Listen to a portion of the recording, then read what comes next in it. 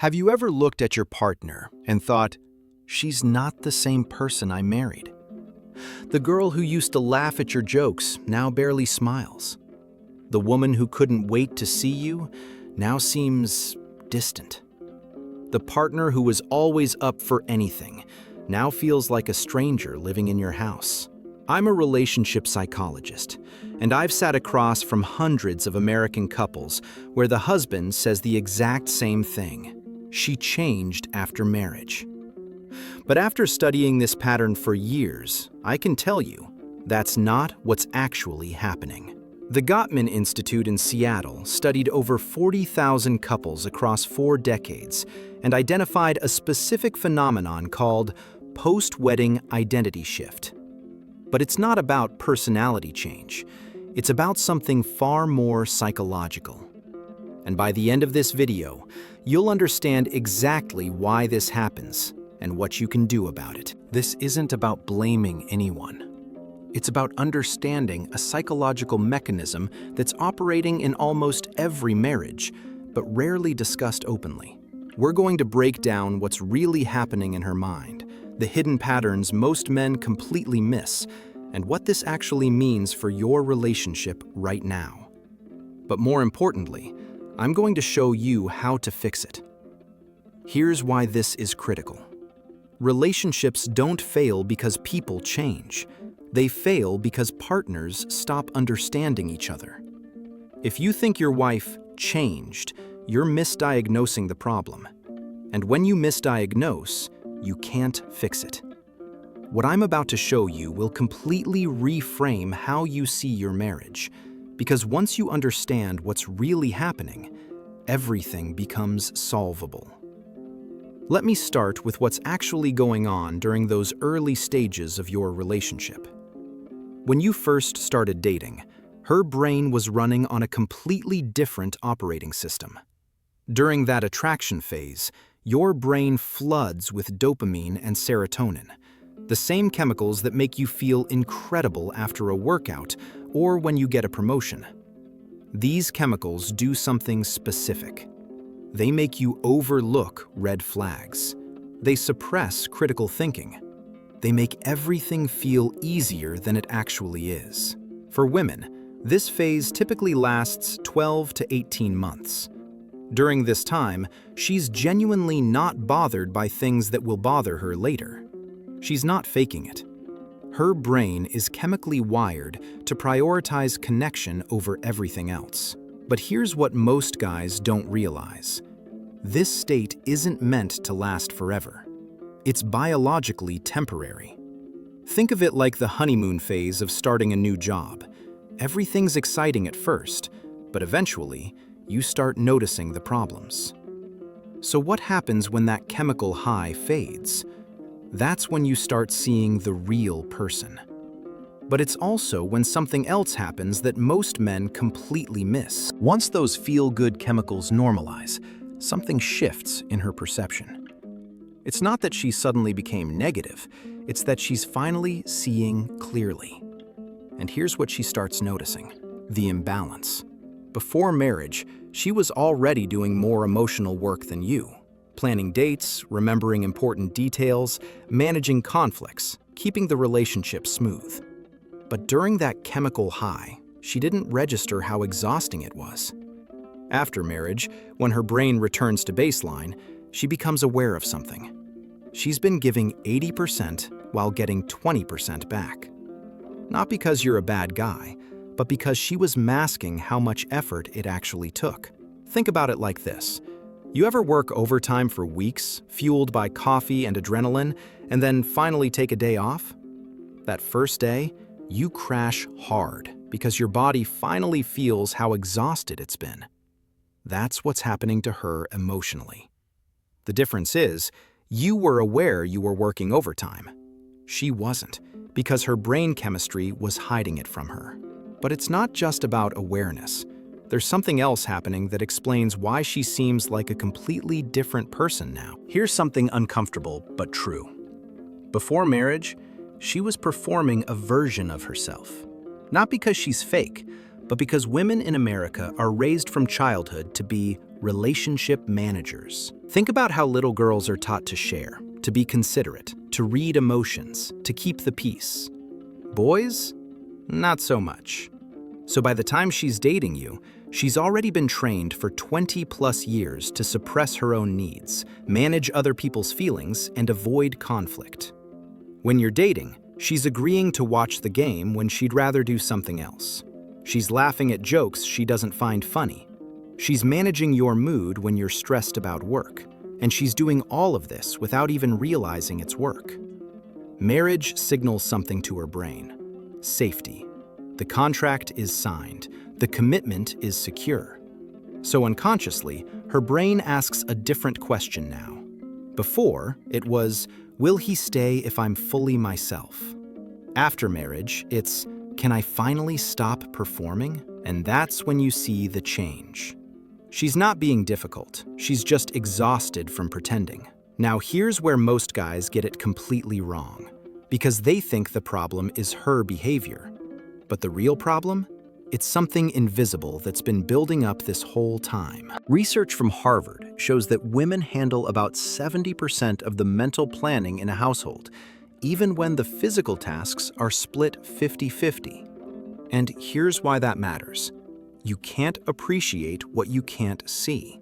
So from your perspective, you're splitting things fairly. From her perspective, she's drowning while you're asking, what's wrong? She's not managing a household, she's running an entire operation in her head, every single day, with zero recognition for it. So what happens to her body when this continues for months or years? There's a biological shift that explains why she seems distant or cold now. Here's something that seems backwards at first. The more secure a woman feels in the relationship, the more she'll ask for what she needs. Before marriage, there's always that underlying fear. If I'm too much, he'll leave. So she stays quiet. She manages her own needs. She doesn't rock the boat. After marriage, that fear decreases. Now she feels safe enough to say what she's actually been thinking all along. The problem is, to you, this looks like she's suddenly become difficult or high maintenance. But she's not being unreasonable. She's finally being honest. Now, let me show you what this actually looks like in real relationships. Because understanding theory is one thing, seeing the pattern is another. I see this pattern constantly. A couple comes in, married 5 to 7 years. The husband says, she used to be fun. Now she's always stressed. She used to want to hang out. Now she's always busy. I don't know what happened. So I ask him, what's a typical weekday look like? He'll say, I work 9 to 5, come home, play with the kids for a bit, have dinner, watch TV, go to bed. Then I ask her the same question. She'll say, I wake up at 6, get the kids ready, drop them at school, work 9 to 5, pick up kids, drive them to activities, make dinner, do homework with them, give them baths, put them to bed, clean the kitchen, prep for tomorrow, and collapse around 11. And somewhere in there, I'm supposed to be a fun, sexy wife who's excited to see him. The husband's face usually changes at this point because he genuinely didn't see it. And then she'll say something that hits hard. I don't need help. I need a partner who sees what needs to be done without me having to manage him like another child. So if this is hitting close to home, here's what you need to understand about what happens when this continues unchecked. Here's the truth that most men don't realize until it's too late. Women don't leave marriages suddenly. They leave slowly, over years, in tiny increments you don't notice. It starts small. She stops asking you to help with things because it's easier to just do it herself. She stops sharing details about her day because you seem distracted when she talks. She stops initiating affection because she's touched out from managing everyone else's needs all day. This isn't her being cold. This is her protecting what little energy she has left. When women feel chronically underappreciated, they withdraw about 15% per year. After 5 years, that's a 75% reduction in emotional investment. And by the time you notice something's wrong, she's already been checked out for months or years.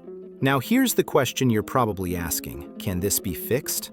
Can you get that connection back? The answer is yes, but it requires understanding something fundamental about how change actually works. Here's what needs to happen, and I'm going to be direct because this isn't about making you feel better.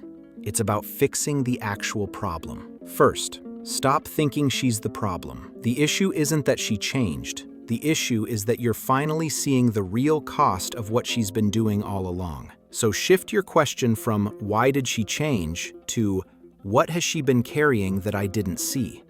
Second, make the invisible visible. For one full week, I want you to do something different. Don't do any tasks, just observe. Watch what she's tracking, planning, remembering, coordinating. Write it down. The goal isn't to take over everything immediately. The goal is to finally see the full scope of what she's managing. Third, own it, don't help it. Here's where most guys fail. They say, just tell me what you need me to do. But that's still making her the manager. She doesn't want to manage you. She wants a real partner. Pick 3 responsibilities and make them completely yours. You remember them, you plan them, you execute them, you handle the consequences. Fourth, appreciate what you couldn't see before. Don't just say, thanks for dinner. Say, I know you planned this meal, shopped for it, and cooked it after working all day. I see that, and I appreciate it. Specific recognition changes everything. But here's what most men miss. This isn't just about tasks. There's an emotional piece that matters even more. When her nervous system is stuck in survival mode from chronic stress and underappreciation, tasks alone won't shift it back. You need to restore emotional safety. The most important thing isn't grand gestures. It's small, consistent moments of genuine interest in her inner world. When she says, I'm exhausted, don't offer solutions. Don't get defensive. Just say, tell me about it. What's been hardest today? When she's quiet, don't assume she's fine. Ask, what's on your mind right now?